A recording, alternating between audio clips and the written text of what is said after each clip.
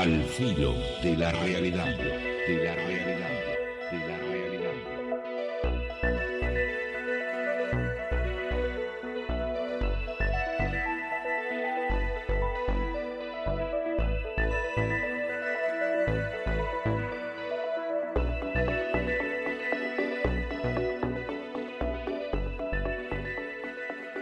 Y a través de la magia de las grabaciones, vamos a estar con un nombre seguramente desconocido, por lo menos para los oyentes locales, con el señor Víctor Jara, de la ciudad de Buenos Aires, un investigador de lo parapsicológico, de lo ovnilógico y de lo esotérico, a quien yo conocí 20 y pico de años atrás. Miren a cuando me remonto, cuando era, como se suele decir por aquí, un gurí que andaba en estos temas. Víctor era otro pibe, otro gurí, con quienes compartimos algunos proyectos en común, y después esas vueltas que tiene la vida nos obligó a tomar rumbos distintos. Pasé cerca de 20 años sin encontrarme con Víctor Jara, y casualmente, u otra vez causalmente, volví a encontrarme con él en Buenos Aires, para descubrir que sigue tan pegado, yo diría, estos temas como en aquellos viejos tiempos, que todavía guardaba frescos los recuerdos de los que de alguna manera formamos la vieja ola de la parapsicología en Argentina, y que tiene nuevas teorías y nuevos puntos de vista que acercar a ustedes a este programa. Víctor Jara está hoy con nosotros en una grabación que hice en un viaje a Buenos Aires, que hice días atrás. Estuve en Buenos Aires, traigo muchas novedades frescas de allá. Vengo además con las pilas cargadas. Yo siempre digo que a mí con la capital federal, con Buenos Aires, me pasa algo parecido al que le pasaba al gigante Anteo, ¿no? Ustedes saben que uno de los mitológicos 12 trabajos de Hércules era apropiarse de las manzanas sagradas, de las manzanas doradas, del así llamado Jardín de las Hespérides.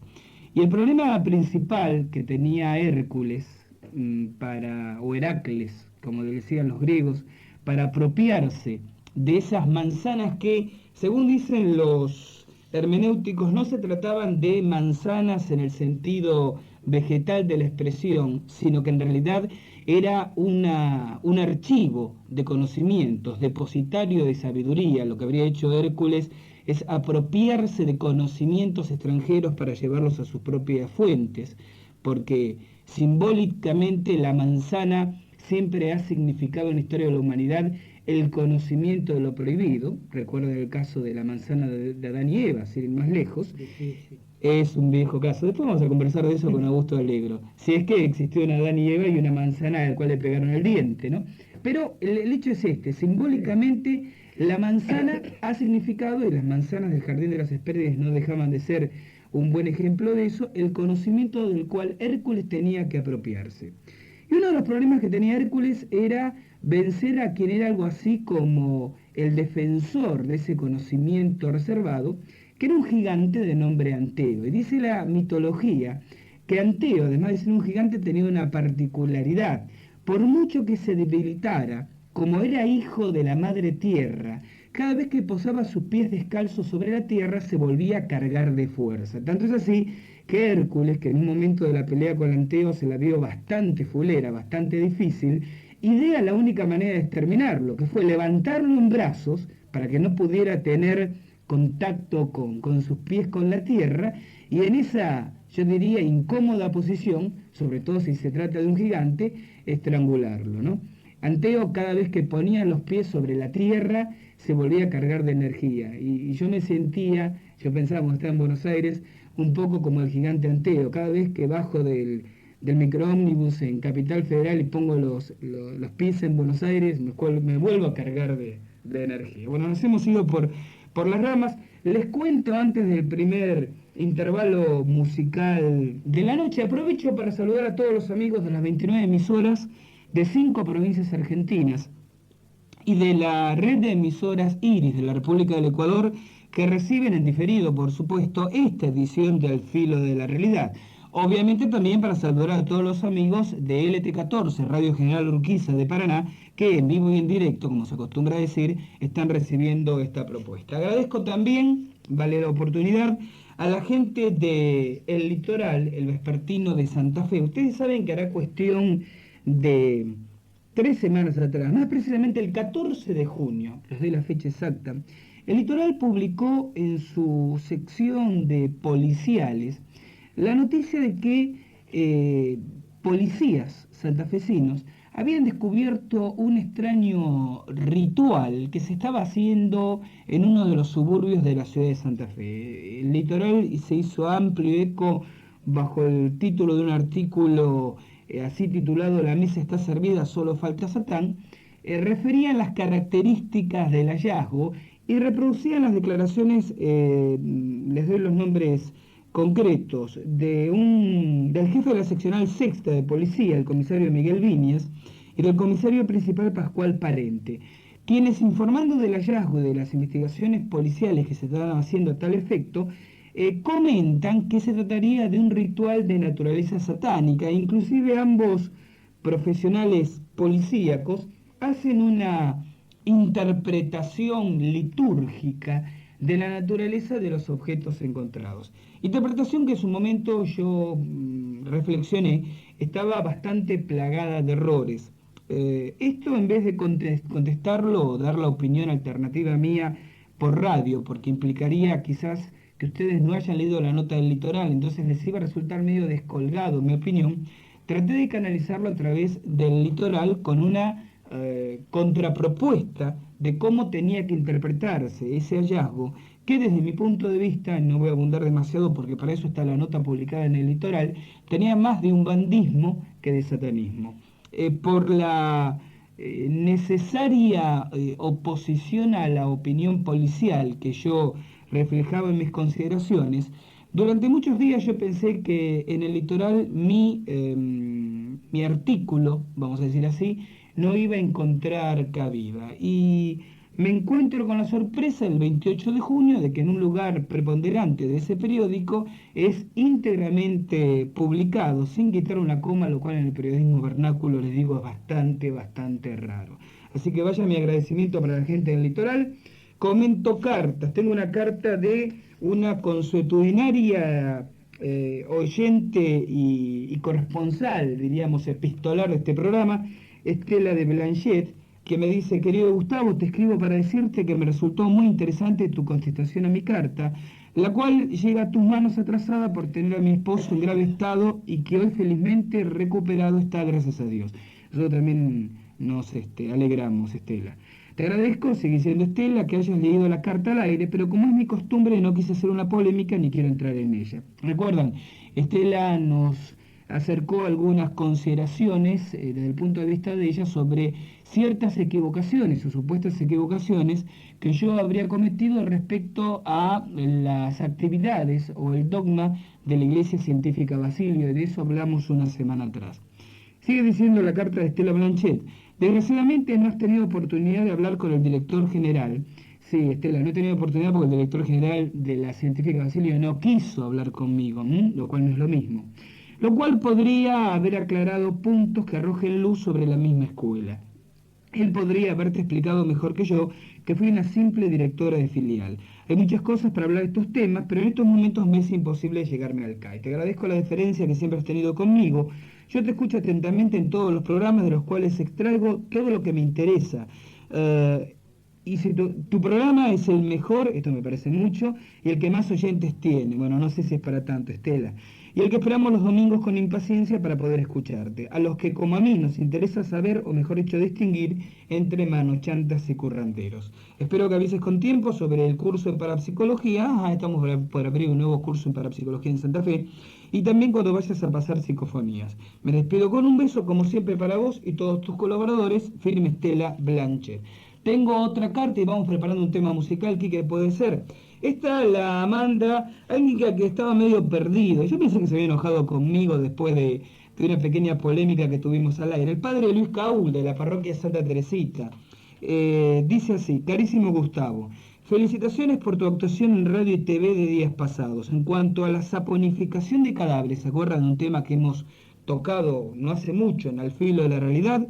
Tenemos el caso de 3 sacerdotes. Acá hay unos datos muy interesantes que acerca el padre Caúl. El padre de Ángelo, de Federación Entre Ríos, muerto hace 100 años, enterrado en la iglesia vieja. Al trasladar sus restos a la nueva federación, su cadáver estaba entero. El padre José Eberlé, muerto hace 50 años, enterrado en el panteón familiar. Al trasladar sus restos a la iglesia de Lucas González, los obreros encuentran pesado el cajón. Estaba intacto a pesar de la humedad del panteón, con agua de medio metro en el piso. Padre José Saninetti es rector del seminario.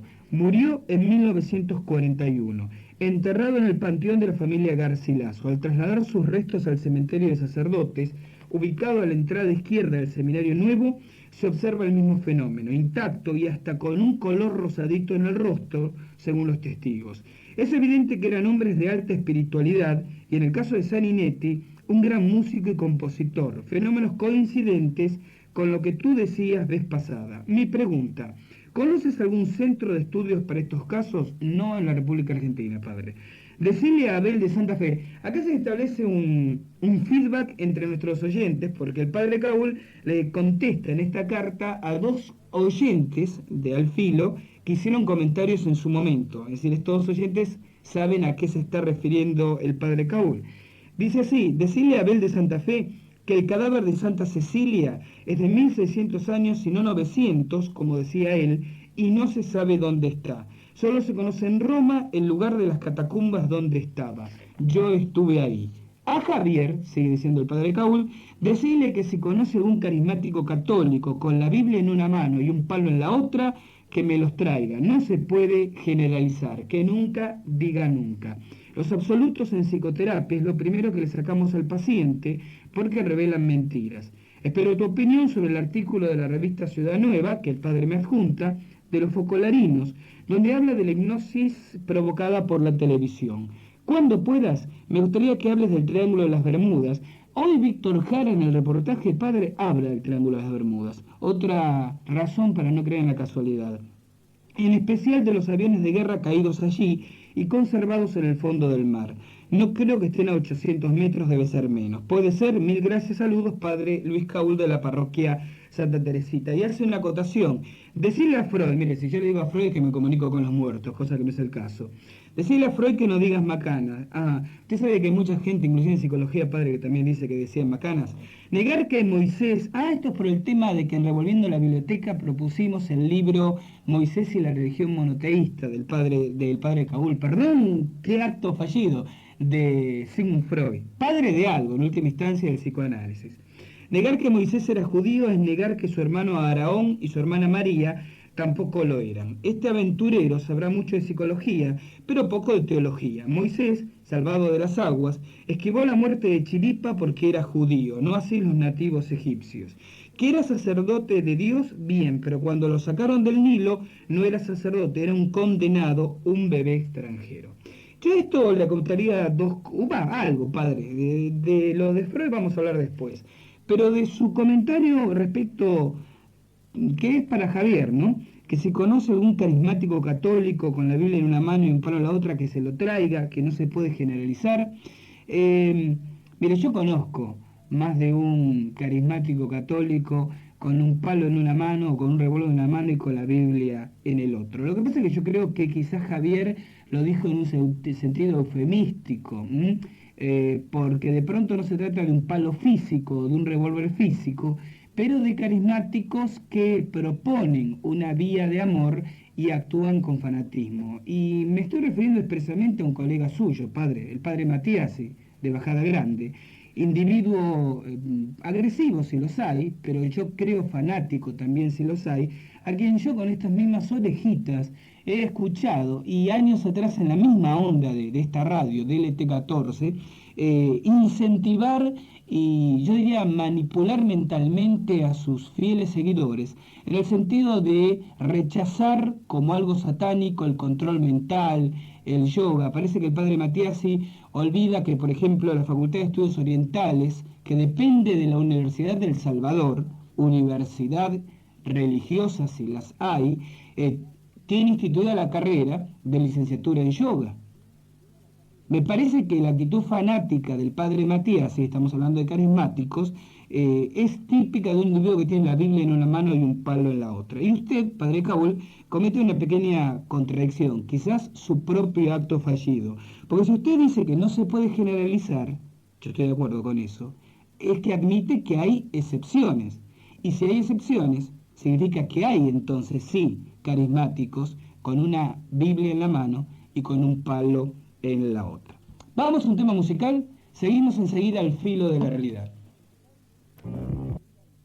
Y también saludo, y aprovecho para saludar a nuestros oyentes, Augusto Alegro. ¿Qué tal, Augusto? Muy buenas noches, al fin te encuentro, Gustavo, porque para encontrarte vos, Hay mucha gente que dice eso, ¿eh? desde enero que habíamos quedado en que nos íbamos a ver, que mañana vengo, te preparé una montonera de cosas para que me habías pedido y ahí quedó el papel. Y el papel no encontró su salida. Vos sabés que hay mucha gente que dice que es muy difícil encontrarme a mí. ¿Por qué Y será? lo supe esta semana. Vos sabés que sería aburrido, pienso yo, sería trágico, que dijeran, che, y Gustavo, no, está sentado esperando que alguien lo vaya a buscar porque no tiene nada que hacer. Muestro, esto es radio, no es televisión, pero se lo muestro a la gente que lo miren. Tengo acá en mis manos la tapa de la revista Al Filo de la Realidad. Gracias a toda la gente que se acercó por los lugares donde dijimos que va a estar a la venta, pidiendo la revista. Ya está saliendo de imprenta, calculo que mañana o pasado voy a tener toda la edición en mis manos. Y esta semana, por supuesto, cuando nos reencontremos dentro de 7 días, vamos a poder decirle, señores, la revista ya está, salgan a buscarla. Tengo la tapa, la gente que está acá no me deja mentir, la tengo en mi mesa. Es una tapa distinta a lo convencional, no tiene ni fotos ni dibujitos, tiene los títulos más significativos de los artículos del primer número. Parapsicología en la Concagua, existen los hechizos, la posibilidad de que se reproduzca el problema de Huaco, recuerdan ustedes la secta de David Koresh en Argentina, una investigación sobre voces de muertos en Santa Fe, también el enigma de los incas, discusiones ocultistas, un montón de material para coleccionar de los amigos de lo fantástico y lo desconocido. Y como yo siempre digo, ¿no? Hay un gran error conceptual en la gente cuando habla a favor o en contra de temas que tienen que ver con lo mental o lo espiritual. Está la persona que dice, no, todo eso es una sarta de gansadas, o qué me voy a andar yo preocupando de la armonía y del espíritu, si tengo que pagar el alquiler, tengo que pagar la luz. Lo que yo necesito es plata, viejo, plata. Y está la otra persona que dice, ay, no, porque yo lo que me interesa es la meditación, la oración, alejarme del mundo material. Yo digo que ambas posiciones siempre son equivocadas, ¿no? El individuo materialista, que la juega de pragmático, de realista, pierde el equilibrio de su espíritu, lo único eterno que tiene. Pero el espiritualista o pseudo espiritualista muchas veces cae en el error de emplear esa pasión por ese aspecto de su vida como una evasión ante su inseguridad y temor de no poder manejar el mundo material. Yo digo que el individuo crece, evoluciona cuando hay un equilibrio, cuando le prestamos al equilibrio interior tanta atención como al equilibrio exterior. ¿Qué es esto del equilibrio exterior? Debe ser igualmente importante preocuparme por mi paz interior como preocuparme por mi paz con el mundo de relación que me rodea. Esto tiene que ver con la familia, con las cuentas, con las obligaciones laborales. No puedo, nadie puede decir sensatamente, no, primero voy a ordenar mi bolsillo y después me ocupo del espíritu. Nadie sensatamente puede decir, primero me ocupo del espíritu y después me ocupo del bolsillo. El equilibrio está en ambos ámbitos simultáneamente. Y a mí de pronto me interesa que la gente que me escucha alcance ese equilibrio. Por lo de adentro, a través de los temas que tocamos en Al Filo de Realidad. Y por lo de afuera, tirándoles ideas, que es totalmente lícito, no hay nada mercenario en este comentario, que les sirva para un vivir, materialmente hablando, un poco mejor. Ese es el sentido, por ejemplo, de muchas consultas para psicología que nosotros hacemos, de los cursos con salida laboral que hace el Centro de Armonización Integral y de propuestas como estas. Porque la posibilidad de contactarse con una empresa que le permita vender productos de calidad, con todo el apoyo logístico de un buen asesoramiento y con un 45% de ganancia sobre lo vendido en bruto, que es casi la mitad, no es moco de pavo. Por eso vamos a seguir hablando con Marta Londrero, y mientras tanto vamos charlando con Augusto Alegro, que ya después de descargarse, es decir, desde enero que me están buscando, Ajá. Augusto aparece de vuelta y aparece con una propuesta, esto es lo importante. Augusto Alegro tiene varios libros publicados, está en tren de editar un nuevo libro, también vamos a hablar de eso. Y hay un librito que yo siempre recomiendo y que yo me lamento que no haya tenido la difusión aquí en la región que merece. El libro se llama Palabra Tiempo, es una cronología de hechos bíblicos. Yo pienso que es uno de los libros más bien elaborados y más agradablemente escritos, y no lo digo porque esté Augusto presente, que alguna vez lo hemos recomendado en Revolviendo la Biblioteca, precisamente el libro de Augusto. Y es un libro que ustedes pueden conseguirlo, o solicitándolo en librerías, o contactándose con Al Filo de la Realidad o con el Centro de Armonización Integral. Les comento, la gente que se suscribe a la revista Al Filo de la Realidad, que se suscribe, recibe gratis como obsequio un ejemplar de Palabra Tiempo. Y Augusto, que además de escribir no se puede quedar quieto, dicta habitualmente cursos que tienen que ver con sus inquietudes intelectuales. Entre ellos un curso del cual vamos a hablar ahora, ¿no? Porque me enganchó el título, Historia de las Ideas. Así es.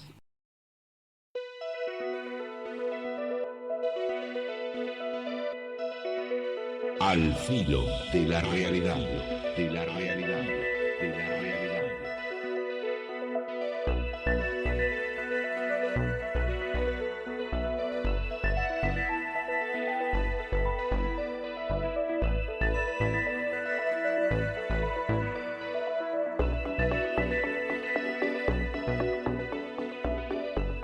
Lo presentamos a Víctor Jara.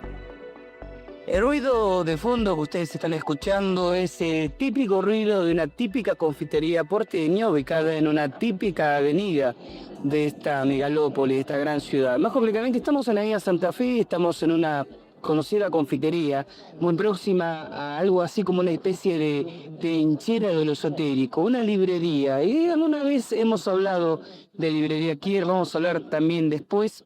Estamos compartiendo un café con un amigo a quien no veíamos de hacía bastantes años atrás. Yo recordaba un poco a micrófono cerrado que allá por el año 73 se formó alrededor de un naciente proyecto de una revistita que en espíritu y en forma tenía mucho en común con lo que es conocido para los oyentes de este programa, la revista que tiene el mismo nombre que el programa, Al Filo de la Realidad. Se reunía, les decía, un grupo de jóvenes investigadores de ovnis, de parapsicología, de lo esotérico, integrado por una columna de nombres, algunos de los cuales, muy pocos, con el correr de los años adquirieron preponderancia, ¿cómo sería tentado decir publicitaria? Ocuparon espacios crecientes en televisión, en los medios gráficos, nombres conocidos a los cuales ustedes pueden sindicarles distintos motes. Algunos serán chantas, otros serán investigadores serios. Lo importante es que hay también un gran número de estudiosos de estos temas que por esas vueltas que tiene la vida no adquirieron preponderancia, no se dedicaron a la masificación publicitaria como quizás lo han hecho algunos a los que hacíamos referencia anteriormente. Entre esos hombres y entre esos nombres sobresale quizás el de Víctor Jara, un investigador que aportó algunas aproximaciones sumamente lúcidas sobre lo esotérico y sobre lo ovnilógico. Yo siempre recuerdo, tengo muy presente un trabajo de este estudioso, Víctor Jara, que unifica dos palabricas muy conocidas para los estudiosos del fenómeno ovni en general y de extraterrestres en la antigüedad en particular. El mito de los capas, si es que se le puede llamar mito, y la anécdota, el caso Pascagoula, ocurrido en Estados Unidos en el 73. De pronto, muchos oyentes del Filo de la Realidad no saben lo que son los capas, no saben lo que es el caso Pascagoula, y quizás por eso se pierden de descubrir este interesantísimo paralelismo que hay en dos hechos épicos de la investigación del fenómeno ovni. Pero la investigación se hace así, buscando coincidencias que iluminen mutuamente enigmas, hora de nuestro pasado, hora de nuestro presente. Estamos con Víctor Jara. ¿Qué tal, Víctor? ¿Cómo estás? ¿Qué tal? Buenas noches. Bueno, la idea entonces, yo sé, porque conozco y lo hemos estado charlando, inclusive en tu ámbito de trabajo, del cual vamos a hablar también después, de esa relación entre el mito de los capas, el hecho de Pascagoula. A mí me llama muchísimo la atención cuando vos lo publicaste en medios locales allá, prácticamente 20 años atrás. Pero de pronto la audiencia y el filo de la realidad no sabe qué son ambas cosas y se pierde de esa manera una aproximación interesante al tema. Contanos entonces qué son los capas, contanos entonces en qué consiste el caso Pascagoula y qué observaste vos entre uno y otro. Sí, efectivamente, ese fue uno de mis primeros trabajos. Justamente, como decías recién, fue publicado en una revista ya desaparecida. Y fue una analogía muy evidente que yo noté con el caso Pascagoula, que ocurrió en el año 73. Y fue el caso de dos personas que fueron secuestradas por extraterrestres. Estaban pescando de fin de semana en Pascagoula, creo, si mal no recuerdo, que está en el estado de Mississippi, en Estados Unidos. El apellido de los testigos, uno se llamaba Hickson y el otro Parter, que estaban pescando, ven una luz muy fuerte, muy potente sobre el lago. Luego descubren que se trataba de un vehículo volador o un ovni, como lo llamamos habitualmente, y del mismo salen unas entidades humanoides con la aparente intención de secuestrarlos. Según surgió luego de las investigaciones, efectivamente lograron su cometido, los sometieron a un análisis, podríamos decir médico. Esto no acaba de nuevo, el investigador sabe que es una pauta de comportamiento habitual en los casos de secuestro por parte de extraterrestres. Pero más allá de todo esto, lo interesante, y que es lo que yo noté, es que estos seres, que tenían una particularidad muy especial, eran unos seres escamados,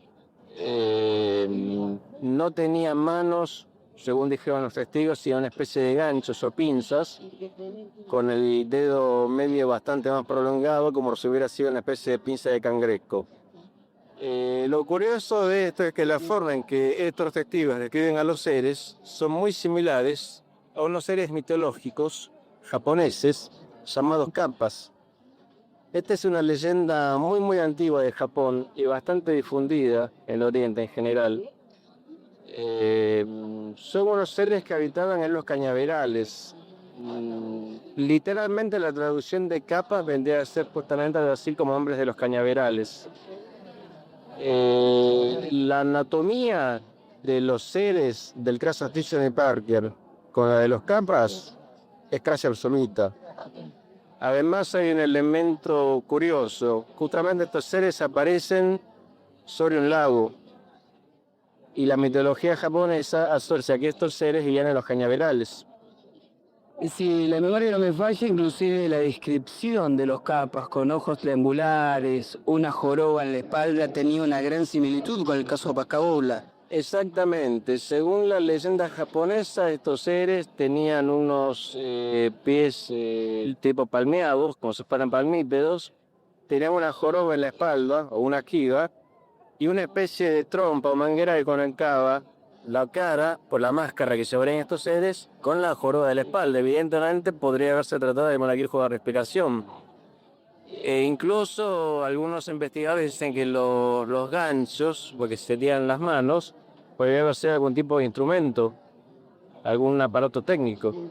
Vos recordás inclusive que mencionabas en tu artículo el hecho de la descripción de los capas se asemeja mucho al de los contemporáneos hombres rana, inclusive para aquello de los pies palmípedos, no tan típico de las aletas de buceo de hoy en día. Sí, exactamente. Si pudiéramos hacer un dibujo más o menos parecido a los capas, creo que efectivamente tendría una gran semejanza con un equipo de envergadura actual. Víctor, poniéndonos un poco en abogado del diablo, ¿es posible que la semejanza entre las entidades vistas en el caso Pascagoula en el año 73, y la descripción de los capas, que aproximadamente todo esto, ¿en qué momento histórico se ubica? Históricamente, ¿vos te referís al contexto social de la época? Y claro, más o menos sí, en qué fecha se ubica el comienzo aproximadamente de la historia de los capas, es decir, es contemporáneo a la época feudal, es anterior a Cristo. ¿Cuántos años nos separan del fenómeno de los capas? No podría precisarlo con exactitud, pero yo diría que pueden ser varios miles de años. Varios miles de años. E incluso otro detalle, tampoco está la posibilidad de que, suponiendo que el caso no fuera verídico o que hubiera sido una alucinación de los testigos, no es posible por lo siguiente. Primero porque el nivel cultural de los dos testigos era bastante pobre. Además, el caso fue ampliamente investigado en su momento por Allen Hynek. Allen Hynek fue uno de los más importantes investigadores de ovnis en Estados Unidos, ya fallecido lamentablemente, que además a los testigos se los sometió por separado a rigurosas sesiones de hipnosis, de regresión hipnótica. Coincidían todos en los mínimos detalles. O sea que es totalmente imposible que hubieran mordido una mentira y mucho menos que hubieran tenido conocimiento de la leyenda de los capas y que en base a eso hubieran elaborado su caso, ¿no? Además, repito, el nivel cultural de los testigos no era demasiado alto, o sea que no existe ninguna posibilidad de que hubiera sido un fraude. Y la posibilidad, por eso te decía, conocernos en Abogados del Diablo, de que se diga la casualidad de la semejanza. ¿Hasta qué punto puede ser casualidad o hasta qué punto la cantidad de parecidos excede la casualidad? Yo creo que excede el nivel de las casualidades, el parecido. Yo creo que más bien que se puede considerar lo siguiente, que los seres sobre los cuales se elaboró el mito de los capas puedan haber sido seres que efectivamente en aquellas épocas veían que eran seres que probablemente no vivieran en nuestro planeta o que en su defecto, si vivían en nuestro planeta, podrían haber sido seres que vivían bajo el agua. Y acá de pronto se me ocurre algo también. Se podría relacionar estos dos casos con otro también muy conocido de los estudiosos, que es el caso de Oannes, el ser del mito sumerio. Según el mito sumerio, había unos seres en lo que es actualmente el Golfo Pérsico, que se llamaban anedotos.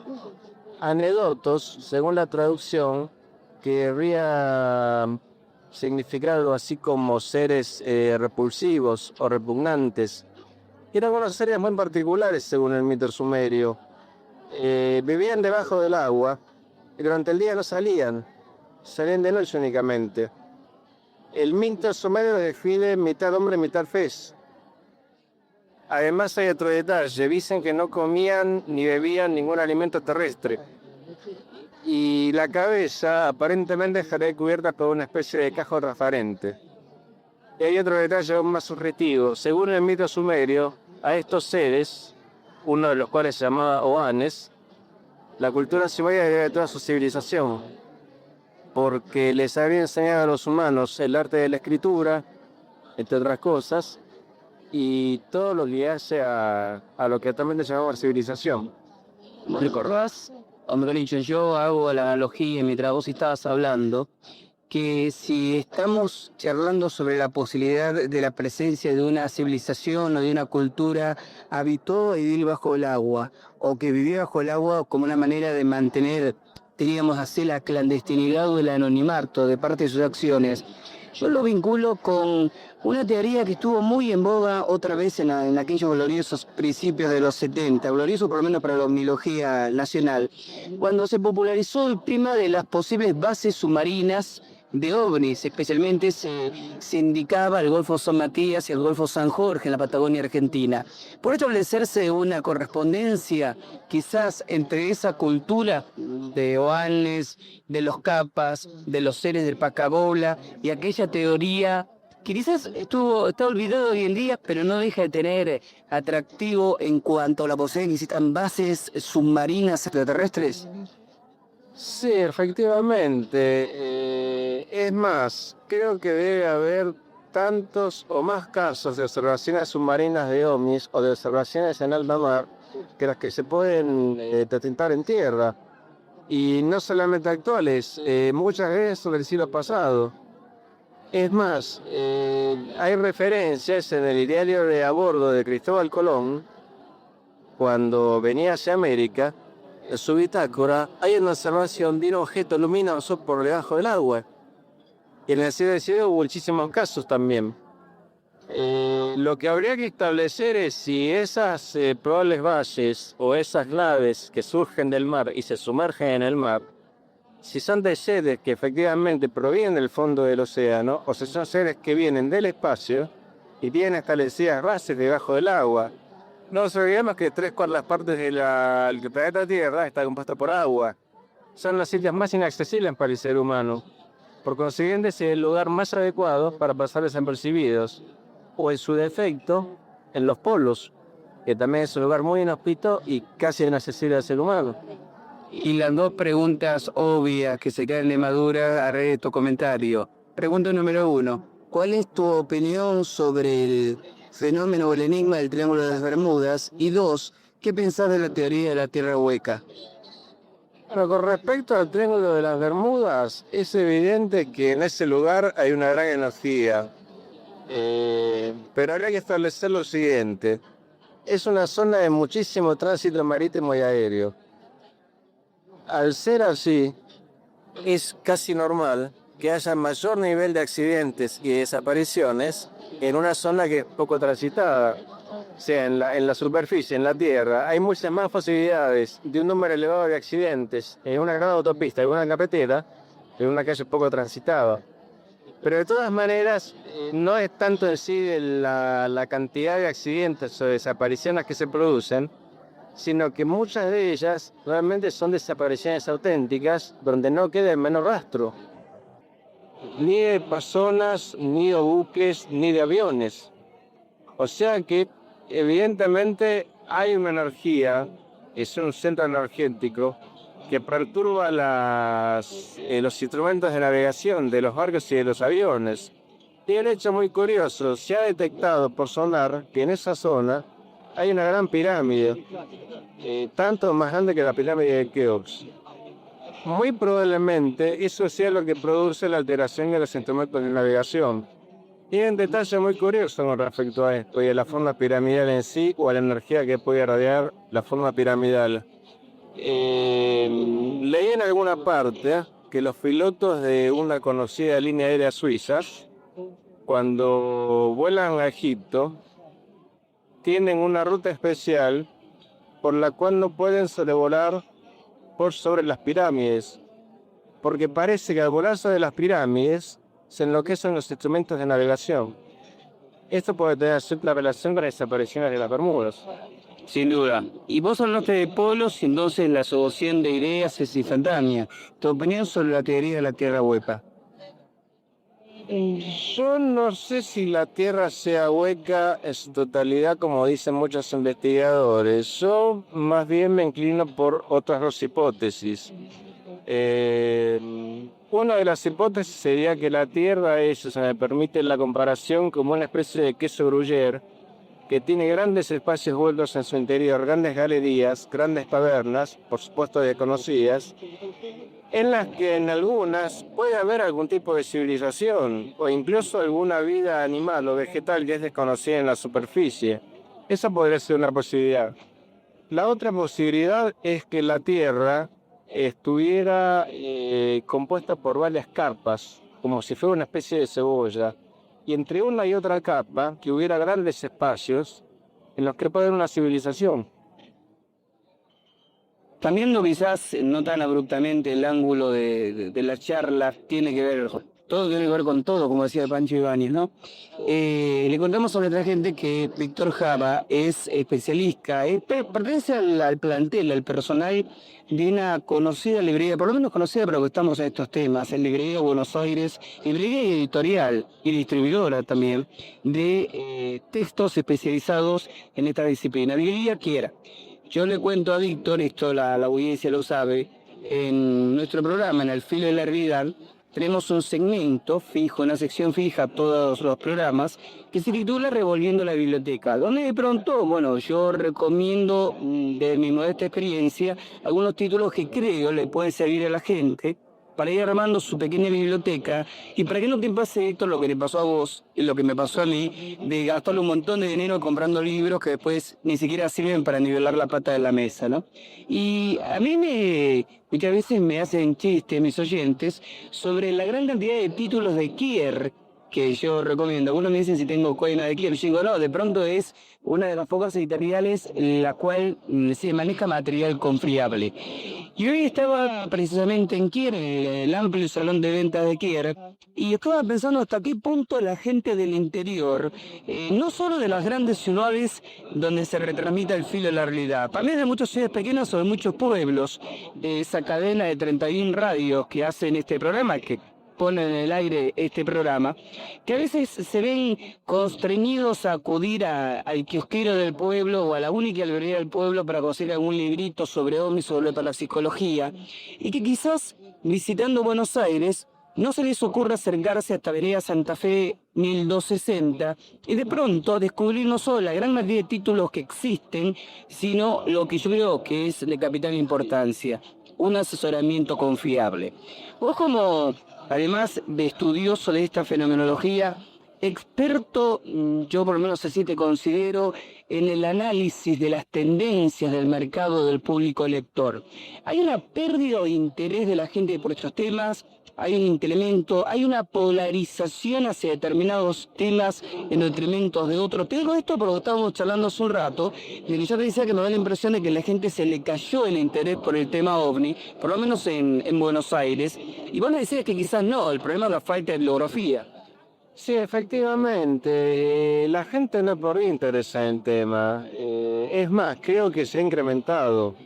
Los que parece que perdieron un poco de interés en el tema son los grandes medios periodísticos, tal vez por razones de momento, porque hay otros intereses mayores.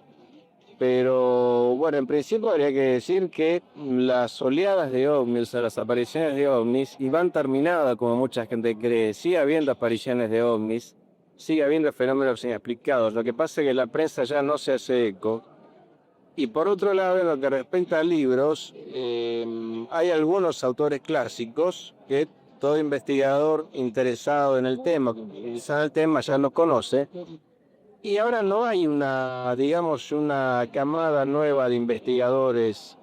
Sí podríamos decir que hay una especie de revalorización del fenómeno a este respecto. Muchos científicos tradicionales que negaban el fenómeno, ahora están empezando a pensar que puede haber algo de cierto en esto. Pero lo que ocurre es lo siguiente, no le atribuyen una existencia física a los ovnis extraterrestres. Más bien piensan que puede ser una especie de fenómeno parapsicológico, que puedan ser seres que son generados por la propia mente. Yo no sé si esto es tan así, porque si bien es cierto que el fenómeno es muy evasivo, hay rastros físicos, hay huellas, hay patas de comportamiento muy bien definidas. Y además ocurre otra cosa, el fenómeno mental, la implicancia parapsicológica la podríamos utilizar en el caso de seres humanos, pero hay muchísimas cosas de ovnis donde también han participado animales, que no son sugestionables, y sin embargo, bueno, hay muchos casos, por ejemplo, de perros, de gatos o de caballos, que experimentan algún tipo de perturbación al aparecer un ovni. Ahora, vos me comentabas, sin embargo, el hecho de que quizás esto es un poco consecuencia de la publicidad, ¿no? Pero durante el último año hubo una especie de bestseller, de boom editorial que fue Comunión, de William Sigurd, donde precisamente propone una versión, yo diría, más esotérica que mecanicista del tema OVNI. Yo más que esotérica la llamaría psicológica o parapsicológica. Los investigadores esta teoría la conocen como síndrome Strieber. Digamos que Strieber es un novelista.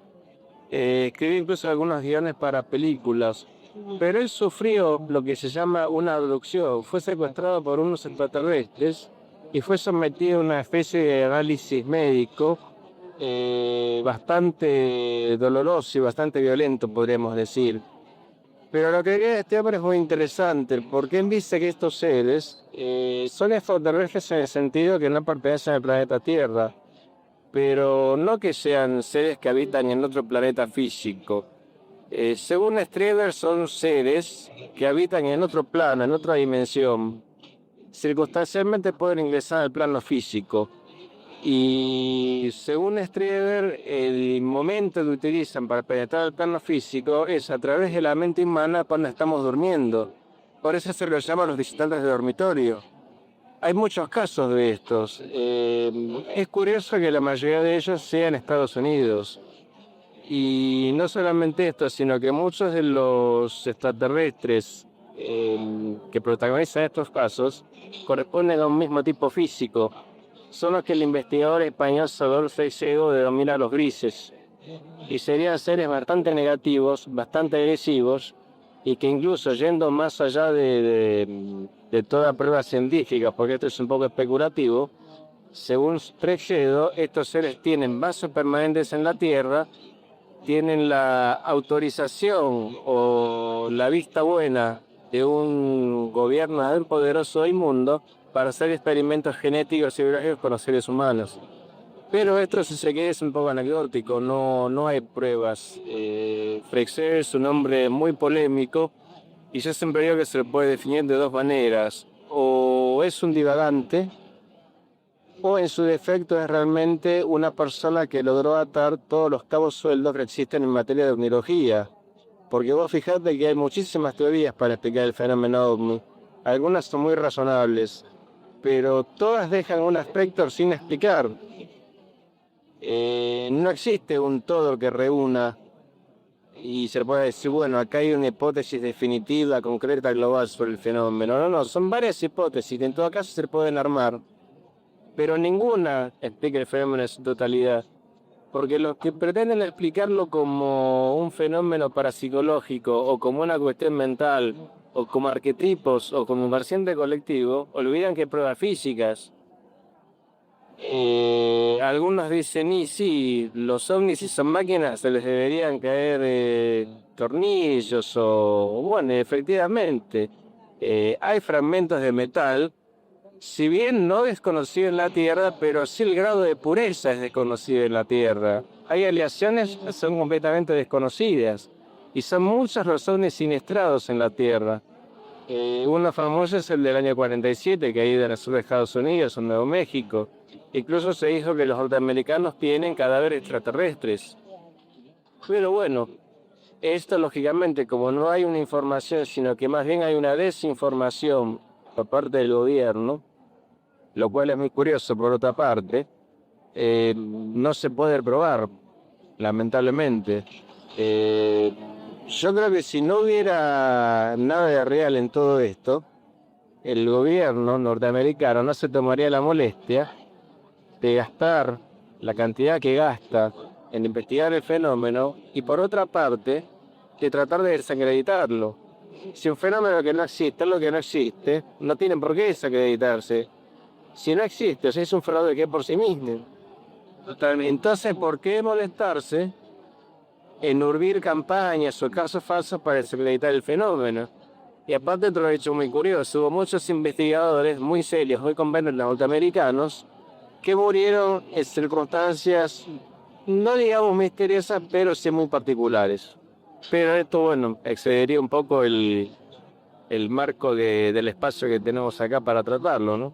Yo quizás vi un pequeño conflicto, o no tan pequeño, entre la actitud de los grises, vamos a usar la terminología de Freixedo, es decir, esta actitud o esta conducta no bondadosa por parte de estos presuntos extraterrestres y la tendencia generalizada en el público lector, no digo en el público estudioso, el público lector del tema ovni, que se está volcando en los últimos tiempos, más que a buscar la bibliografía técnica o científica sobre ovnis, está detrás de la bibliografía espiritualista. ¿Qué reflexión te merece este auge de lo que podríamos denominar el mesianismo extraterrestre? Usaste bien la palabra mesianismo. Yo no lo veo mal en la medida que no tomemos a los eventuales extraterrestres como seres salvadores. Yo honestamente no creo que nadie venga a salvarnos. Nos tenemos que salvar nosotros mismos. Lo que sí sería preocupante que si hay una raza de seres que nos intenta salvar o que quiere ayudar a la raza humana, tiene su contrapartida con los grises. Eso sí sería mucho más peligroso. Y doblemente peligroso sería si estos seres tienen la complacencia de algunas grandes potencias, porque aparentemente estos seres nos usarían como usamos nosotros a las ratas en un laboratorio. Todos los casos que hay de secuestros de humanos por parte de extraterrestres por estos grises son experiencias bastante dolorosas, muy traumáticas, dejan huellas tanto en la mente como en el cuerpo, y eso ya sería algo muy muy peligroso realmente. Yo creo que si existe esto, los gobiernos, más allá de tratar de ocultarlo, deberían prevenir a la gente y deberían tratar de alertar a la población. Yo no creo que se produzca un gran pánico, como dicen muchos investigadores o como opinan muchos gobiernos, que se podría producir un pánico. Yo creo que la gente es muy madura, está muy interesada en estos temas, pero deberían informarla mejor, no desinformarla, y prevenirla, sobre todo. Eso yo creo que sería muy importante. Lamentablemente, el tratamiento que le ha dado la prensa a este fenómeno ha sido bastante pobre, generalmente. Se usó en su momento para llenar páginas de diarios o de revistas.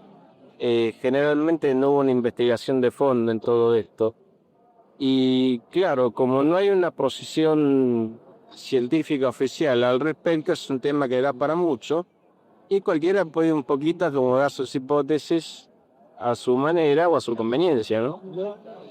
Para ir terminando, le contamos a la gente que de pronto puede estar interesada en leer algo más del pensamiento de Víctor Jara. Víctor colabora con mucha asiduidad en el Anuario Kier. Y contanos un poquito, contarle a la gente, Víctor, este producto insólito que es el Anuario Kier, ¿no? Porque de pronto yo creo que posiblemente a nivel nacional no hay una publicación anual, pero periódica, con las tan particulares características del anuario, donde vos venís escribiendo, donde supongo que vas a seguir escribiendo.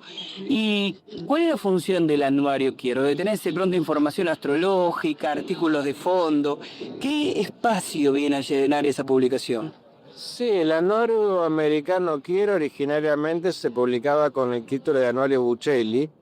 Se publica regularmente, aproximadamente desde hace 50 o 60 años, y originariamente nació como un órgano informativo de astrología. O sea, se publican las efemérides de cada año, tablas de salida y puesta del sol y de la luna, calendario de siembra y cosecha según los astros, y además artículos de temas espiritualistas, esotéricos, absolutamente independiente. Incluso a veces se pueden leer artículos de corrientes que podría decirse que son antagónicas entre sí. Sin embargo, el anuario, como no es un órgano de polémica ni mucho menos, sino que es un órgano de difusión espiritual, está abierto justamente a todas las tendencias. Y últimamente se ha volcado un poco más al tema de la espiritualidad. Si bien, repito, la esencia del anuario es la información astrológica. Pero bueno, yo tengo la suerte ya desde hace, creo que 3-4 años de publicar artículos específicamente sobre el tema de la vida extraterrestre y los ovnis. A mí dentro del tema ovni, lo que más me ha llamado siempre la atención y lo que me he voluntad de investigar es las apariciones en la antigüedad, porque son muy muy documentadas, son muy abundantes realmente, son muy abundantes. Incluso hasta en la época de Roma antigua hay muchísimas observaciones de ovnis. Esas personas llegaban hasta nuestros días a través de los libros de los cronistas latinos. Justamente el anuario de Quier, hace un par de años yo publiqué un artículo sobre ese tema, También las apariciones en el siglo XIX son muy documentadas, tanto en Estados Unidos como en Europa. Así que bueno, el anuario trata de cubrir un poco toda esa falta que hay de formación actualmente, ¿no? Y además de publicar el anuario Kier, a Víctor ya lo hemos comprometido para insertar también artículos en próximas ediciones de la revista Al Filo de la Realidad. Y por supuesto le hacemos el compromiso público que cualquier amigo oyente de Santa Fe, de Entre Ríos, de Chaco, de Formoso, de Corrientes, que son las provincias donde sale este programa, que esté de visita o de paseo por Buenos Aires, que quiera comprar algo de bibliografía y que se acerca a Librería Kier. Si invoca el filo de la realidad y pregunta por vos, ¿te comprometés a venderlo? Sí, sin ninguna duda, de luego. Muy bien, gracias Víctor, y nos encontramos en cualquier momento. De nada, Augusto. Bueno, seguimos compartiendo este cafecito en la noche porteña. Adelante en estudios.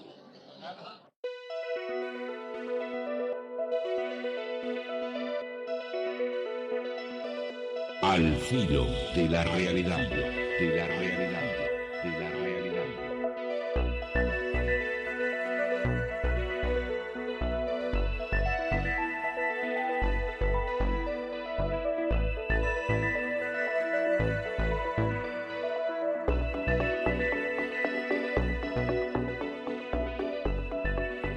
Cuando la realidad supera la ficción, apareció el hombre lobo erótico de Montevideo.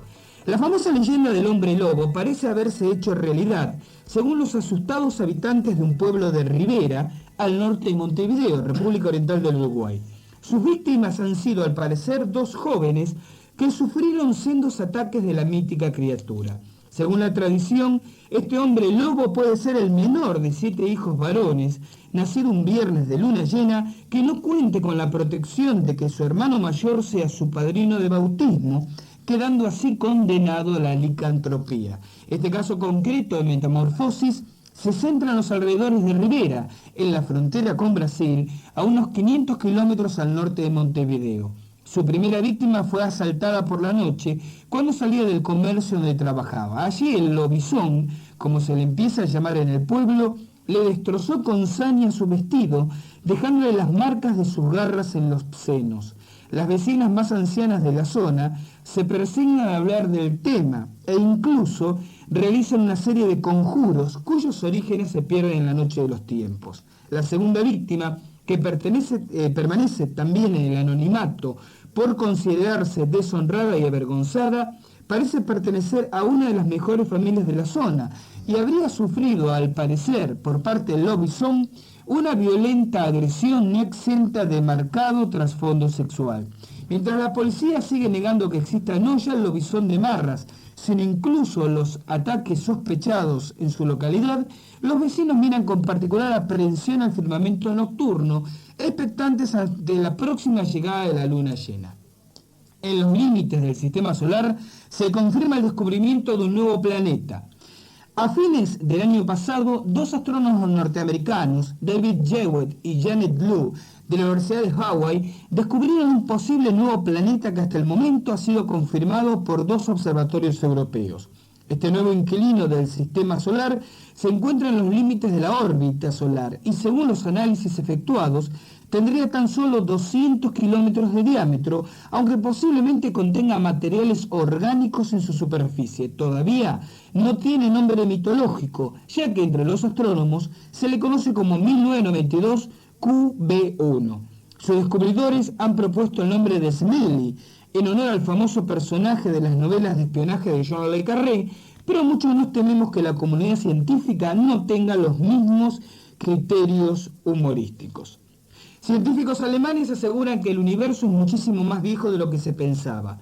Según el modelo de Bohm, así se llama esta nueva hipótesis cosmológica desarrollada por el equipo del profesor Wolfram Priester del Instituto de Astrofísica de la Universidad de esa ciudad, el origen de las galaxias no tendría explicación si el universo no tuviera 30.000 millones de años, 4.000 millones más o menos, de antigüedad, es decir, 10.000 millones más de lo que se consideraba correcto hasta el momento. Una piedra roseta para la cultura guanche. Se desvela el misterioso origen de los canarios.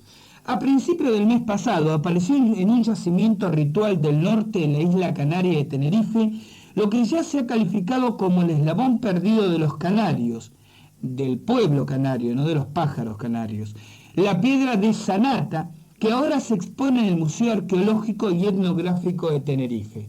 Como se puede apreciar en las fotografías distribuidas por las agencias periodísticas, la piedra contiene una inscripción en caracteres Kifnyang, un alfabeto con más de 20 siglos de antigüedad que ha traducido a Rafael Muñoz Jiménez, catedrático de Estudios Islámicos de la Universidad de La Laguna de Tenerife. Según la traducción de este estudioso, el origen de la piedra hay que buscarlo en los primeros pobladores de las islas, ya que, según se relata en la inscripción, la tribu Sanata es de origen bereber y procede de una zona que abarca desde Libia hasta el Atlántico.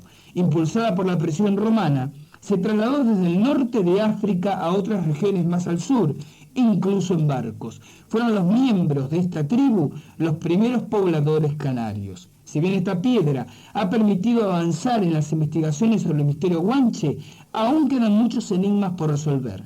Y la última información, retrato informático de la Esfinge.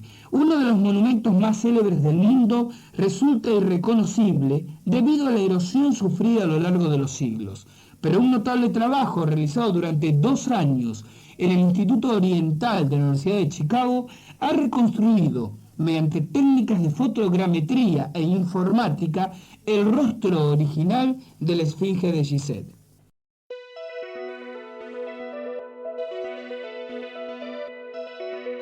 Al filo de la realidad, de la realidad, de la realidad.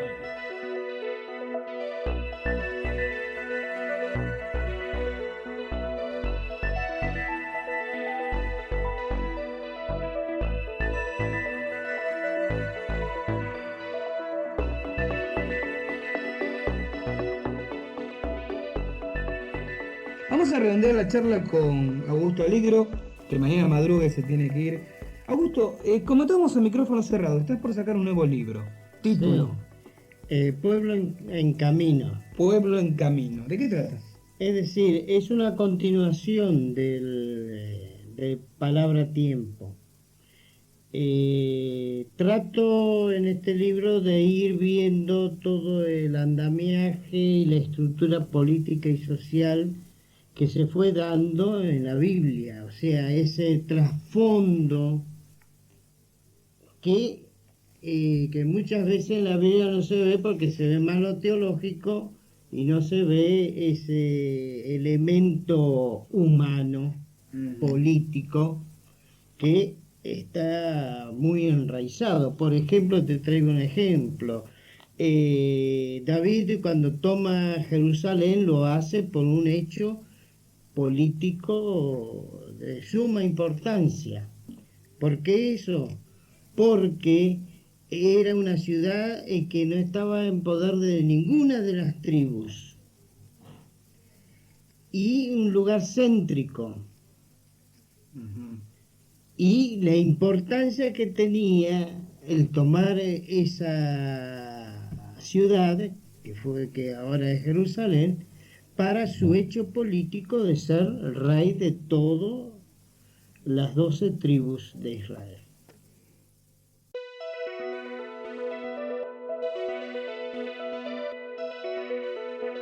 Al filo de la realidad, de la realidad, de la realidad.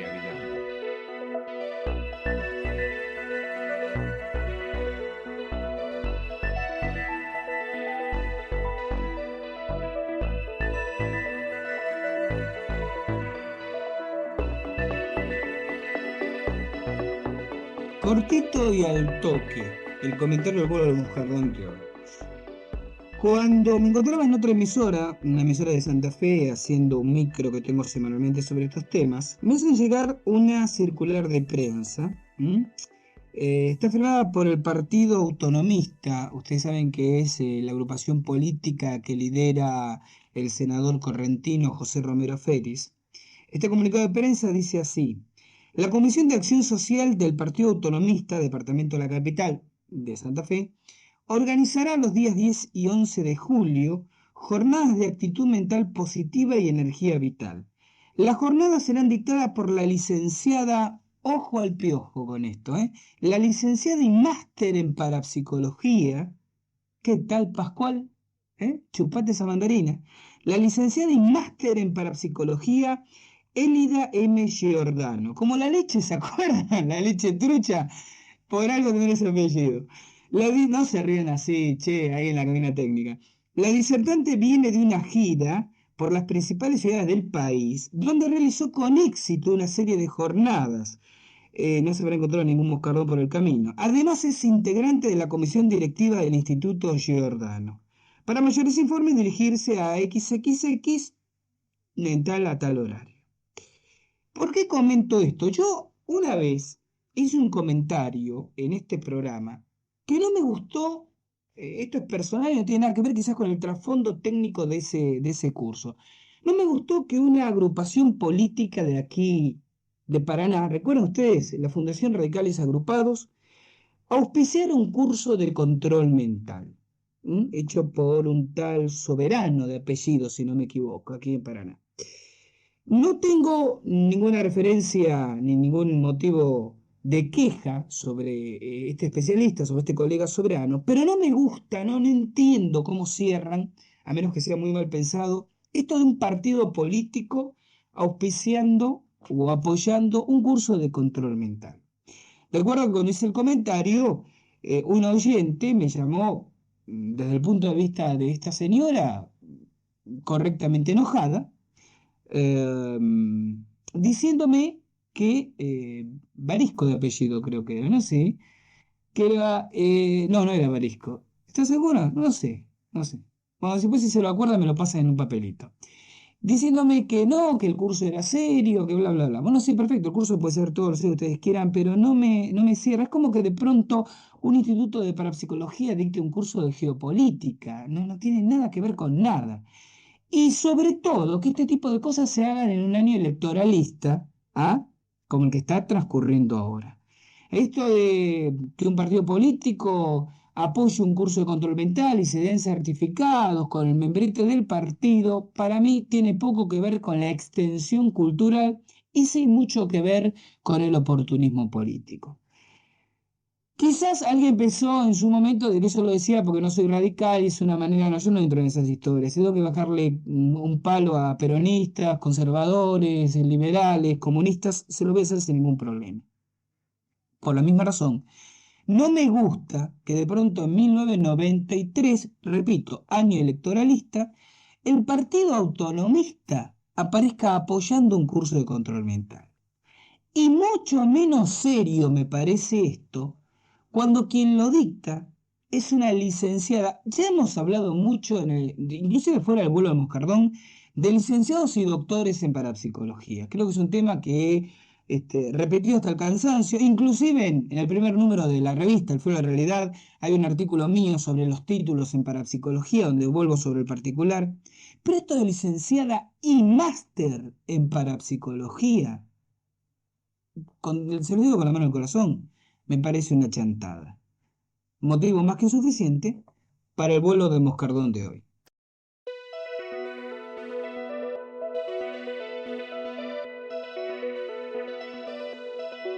Al filo de la realidad, de la realidad, de la realidad.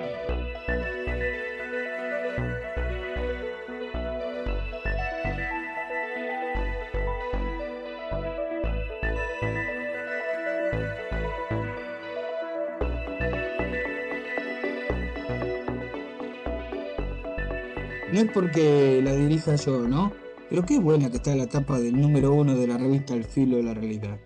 ¿Qué le parece, Hugo? ¿Le llama la atención? Sí. Ah, sí, me dice. Eso de... La miró así y dijo sí para quedar ¿Qué bien. puedo decir? ¿Qué puedo decir ahora, así cuando terminemos? No, pero es serio, está linda. No, pero usted se quiere mucho, Gustavo, ¿eh? Digo yo. Y si no me quiero yo, no me van a querer mis enemigos, Para que ¿no? los demás, ¿no? ¿Qué? Por Obviamente. supuesto. Aparte, lo dijo alguien que de esto sabía mucho. Respétate, que te respetarán. No, pero no me diga que no está No, linda. Está una linda etapa. potable. Está potable, ¿no? Sobria, atractiva. Y los temas, bueno, ni le cuento. Ya cuando compre sus números se va a enterar. Nos estamos yendo con nuestro tema habitual de cierre.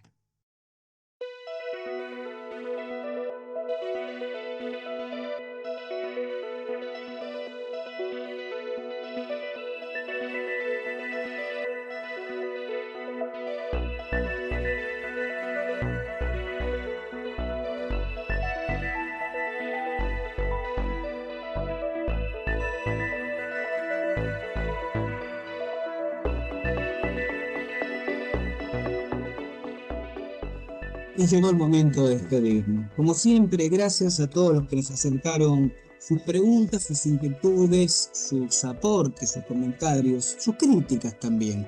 Gracias a todos los que, inclusive desde el anonimato, siguen semana a semana esta edición del Filo de la Realidad. Gracias, porque como suelo decir, sin ustedes ahí, nosotros aquí, ¿para qué?